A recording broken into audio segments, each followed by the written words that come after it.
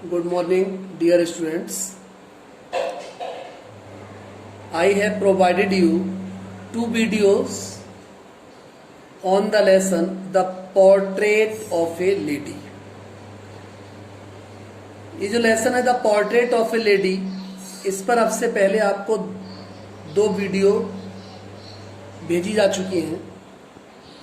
इसी चैप्टर पर आधारित थर्ड वीडियो आपको ये प्रोवाइड कराई जाएगी। पहले भी बताया जा चुका है कि ये जो लेसन है the portrait of a lady, it is the autobiography of mister Khushwant Singh. ये मिस्टर खुशवंत सिंह की ऑटोबायोग्राफी है, आत्मकथा है। Now you see the text. अब आप देखिए text. When I decided to go abroad, writer कहता है कि जब मैंने डिसाइड किया कि मुझे अब्रॉड जाना था, विदेश जाना था फॉर फर्दर स्टडीज, आगे और पढ़ाई के लिए, आई वॉज श्योर, मुझे विश्वास था, my grand mother would be upset, कि मेरी ग्रैंड मदर जब ये बात सुनेगी कि मैं विदेश जा रहा हूं पढ़ाई के लिए, तो निश्चित तौर पर वो अपसेट होंगी, परेशान होंगी। I would be away for 5 years। मैं भी सोच रहा था कि मैं अपनी दादी माँ से 5 साल तक दूर रहूंगा। And at her age one could never tell. And at her age, और उनकी जैसी एज थी, वन कुड नेवर टेल, कोई उनकी उम्र के बारे में कुछ नहीं कह सकता था। माने यहाँ राइटर कहना चाह रहा है कि मेरी जो दादी माँ थी वो ओल्ड एज में थी और कभी भी कुछ कैसी भी मिसहैपनिंग हो सकती थी, but my grand mother could. लेकिन मेरी ग्रैंड मदर जो थी, कुड का मतलब है वही चीज है कि उनके साथ कोई भी हैपनिंग होना संभव था। She was not even sentimental. लेकिन आश्चर्य राइटर को इस बात पर लगा कि दादी माँ बिल्कुल सेंटिमेंटल नहीं हुई, भावुक नहीं हुई। She came to leave me at the railway station. जब मैं अब्रॉड जा रहा था, विदेश जा रहा था, तो वो मुझे सी ऑफ करने आई, विदा करने आई रेलवे स्टेशन पर, बट डिड नॉट टॉक और show any emotion.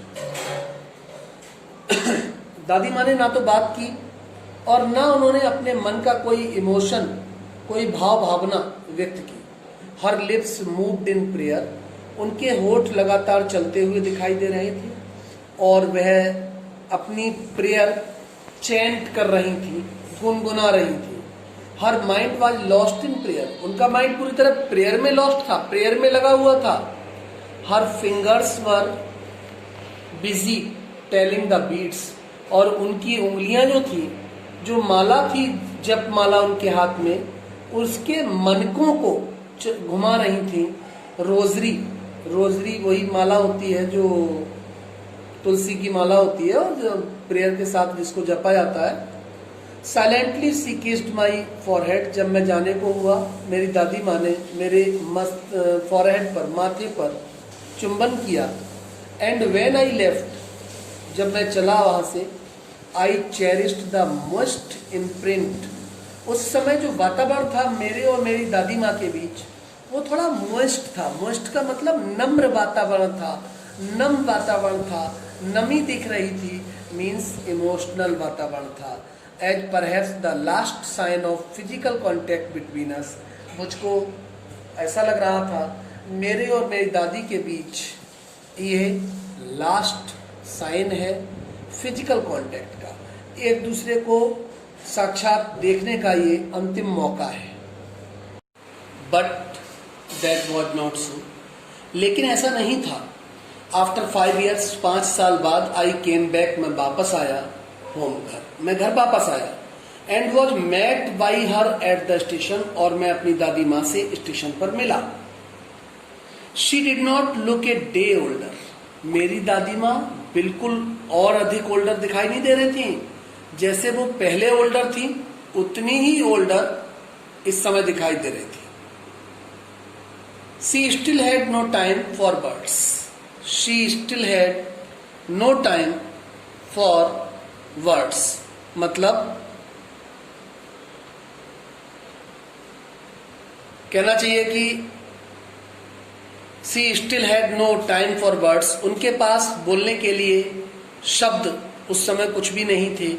And while she clasped me in her arms, जब मैं उनसे मिला उन्होंने मुझे गले लगाया, स्नेह प्रकट किया।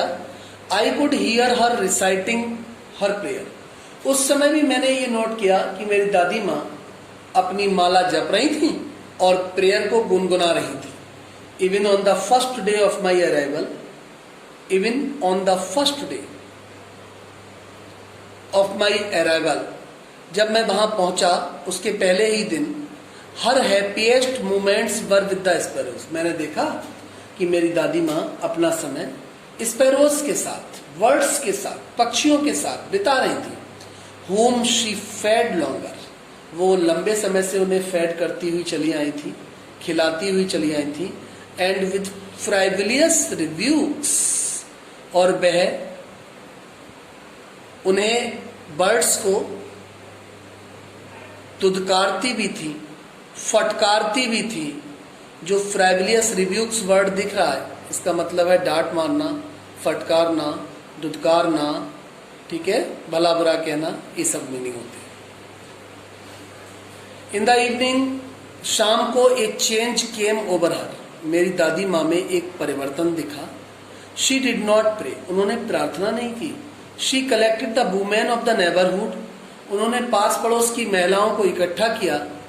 गॉट एन ओल्ड ड्रम, एक पुराना ड्रम लिया। एंड स्टार्टेड टू सिंग, ढोलक लिया। एंड स्टार्टेड टू सिंग, और गाना शुरू कर दिया। For several hours she thumped the sagging skin of the dilapidated drum, कई घंटे तक उन्होंने इस ड्रम को बजाया और गीत गाए। And सैंग of the home coming of warriors, इस टाइप के गीत गाए जैसे कोई वॉरियर, वॉरियर कहते हैं योद्धा, कोई वॉरियर योद्धा अपने लड़ाई से विजय प्राप्त करके वापस आते हैं, उस समय जो विजय के गीत गाए जाते हैं, इस तरह के गीत मेरी दादी माँ गा रही थी। We had to persuade her to stop to avoid over straining, we had to persuade her, we had to persuade her to stop to avoid over straining, हमें अपनी दादी माँ को रोकना पड़ा कि कहीं वो ओवर स्ट्रेनिंग में ना आ जाए, परेशान ना हो जाए। That was the first time, ये पहला अवसर था, since I had known her that she did not pray, means जब से मैं अपनी दादी माँ के कांटेक्ट में रहा, ये पहला अवसर था कि मैंने पहला दिन ऐसा देखा जिस दिन मेरी दादी माँ ने प्रे नहीं की, पूजा पाठ नहीं की, प्रार्थना नहीं की। The next morning she was taken ill, अगली सुबह वे अचानक बीमार पड़ गई। It was a mild fever, हल्का बुखार था। And the doctor told us, doctor ने हमें बताया दैट इट वुड गो, कि ये बुखार चला जाएगा। But my grand mother thought differently, लेकिन मेरी ग्रैंड मदर ने, दादी माँ ने कुछ अलग सोचा। शी टोल्ड अस, उन्होंने हमें बताया that her and was near, वो कहने लगी कि उनका जो अंत समय है वो पास में है। शी सेड दैट, उन्होंने ऐसा कहा। Since only a few hours before the close of the last chapter, since only a few hour, क्योंकि अपने जीवन के अंतिम अध्याय की समाप्ति के कुछ घंटे पहले ही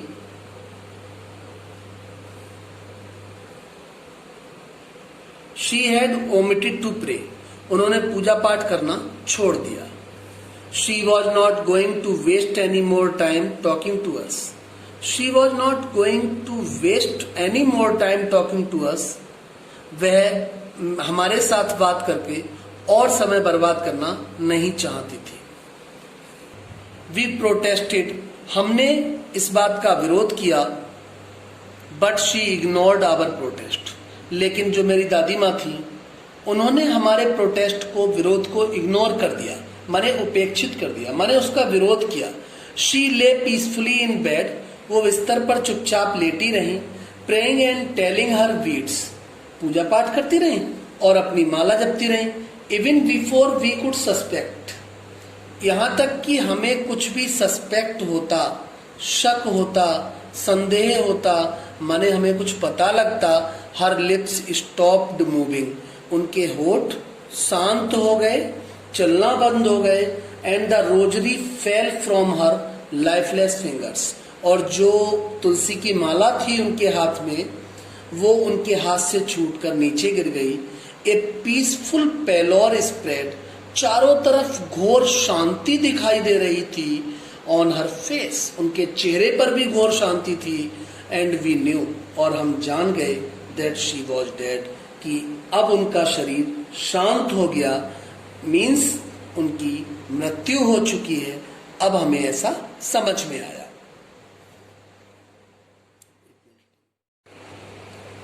we lifted her off the bed, हमने अपनी दादी माँ को बिस्तर से उठाया। एज इज कस्टमरी, जैसा कि रीति रिवाज होता है, क्योंकि दादी माँ डेड हो चुकी थी। Laid her on the ground, उनको जमीन पर लिटा दिया। And covered her with a red shroud, covered means ढकना होता है, और श्राउड मीन्स कफन होता है। लाल रंग के कफन से उनको ढक दिया, उनके शरीर को। After a few hours of morning, कई घंटे तक हमने, मॉर्निंग मीन्स दुख मनाना होता है, दुख का अनुभव करना, शोक मनाया। We left her alone to make arrangement for her funeral, हमने उन्हें अकेला छोड़ दिया क्योंकि हमें फनरल के लिए, फनरल कहते हैं दाह संस्कार, अंतिम संस्कार के लिए हमें कुछ अरेंजमेंट करने थे। In the evening we went to her room, शाम को हम उनके कमरे में गए। विद ए क्रूड स्ट्रेचर, एक स्ट्रेचर लेकर गए। स्ट्रेचर कहते हैं जो बॉडी को रख के लाते हैं, अर्थी भी कह सकते हैं।